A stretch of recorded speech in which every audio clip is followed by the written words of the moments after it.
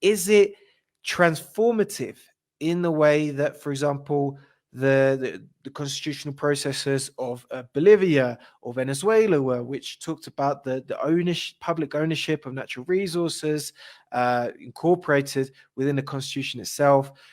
Does it have the same historic meaning as some of those processes? Chile, I think, has some similarities and some differences. I'll begin with the differences, because I actually think the differences are less than the similarities. So the differences being, first of all, the examples that you talked about in Venezuela, Bolivia, Ecuador, those had constituent assemblies. Chile had a constitutional convention, which is slightly different in the sense that a lot of what went through the constitutional convention and some of these processes still had to move through the established halls of power as it is. The legislature was functioning alongside of it. So that is, I guess, one of the key differences.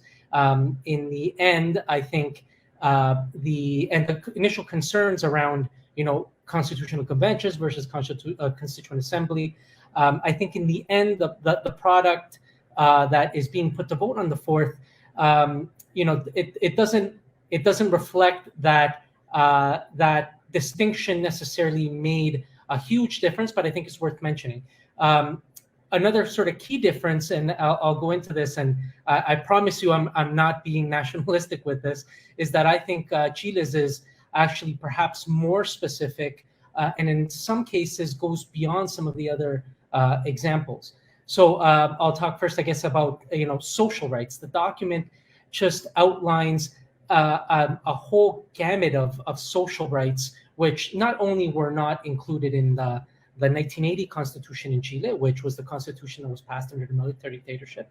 Rights to education, healthcare, pensions, housing, a whole slew of indigenous rights. Mind you, like the first clauses outline and specify that the Chilean state is a plurinational state. Obviously, that language first kind of coming onto the scene in Latin America, at least being codified in the Constitution, beginning with Bolivia, but also very sweeping rights to land, governance, and culture for indigenous nations in Chile. We can go on to gender rights, not only with regards to parity, gender parity in different institutions, but recognition rights for sexual minorities and sexual and gender diverse communities, recognition of domestic work, recognition of environmental rights. There's entire clauses around protection and ownership of water, which in Chile is particularly important because Chile is, I think, the only country in the world where water itself can and has been privatized, not water administration, but the water itself, as well as minerals.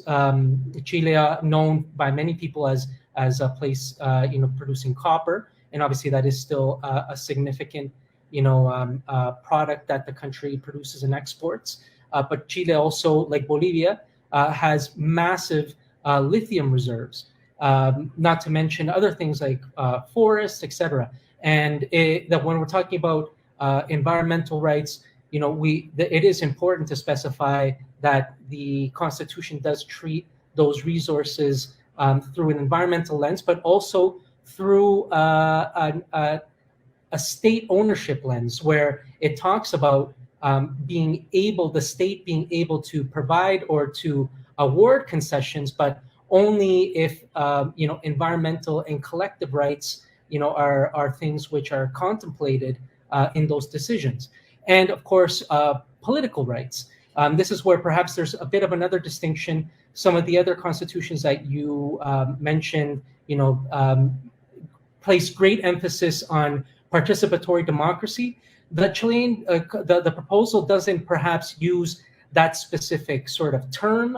In the Venezuelan constitution, it talks a lot about protagonism. Protagonic democracy is kind of the term that it's constantly reiterates throughout the constitution, and that set off a number of different sort of initiatives and reforms in Venezuela around planning, the communal councils, all these sorts of things. But Chile's actually does specifically talk about the spaces for citizen participation in political decision making, and sometimes even direct decision making. It stipulates citizen-initiated referendums, for example, similar and the same for indigenous community-initiated referendums. Establishes a right to recall, and also establishes that if this gets passed, if the Constitution is to be done again, at this point, it actually specifically stipulates that there'll be a Constituent Assembly that is going to be the vehicle to redo the Constitution should, the Chilean population decide that, they want to redo it. Last, as I'll mention, it actually also specifies some foreign policy imperatives, right? So stipulating that Chile's foreign policy will be based on first of all, prioritizing Latin America and the Caribbean as a region, prioritizing peace, basing foreign policy on respect for self-determination, all these sorts of things. So I do think it is quite significant. It does represent a neoliberalization of the Chilean state. And I do stand by, I guess, that characterization because the Constitution of Chile, the 1980 Constitution, was what in effect institutionalized neoliberalism within the Chilean state itself, which is why a call for a new constitution became, the rallying call of the demonstrations began in 2019 as a culmination of, 2 decades of protests.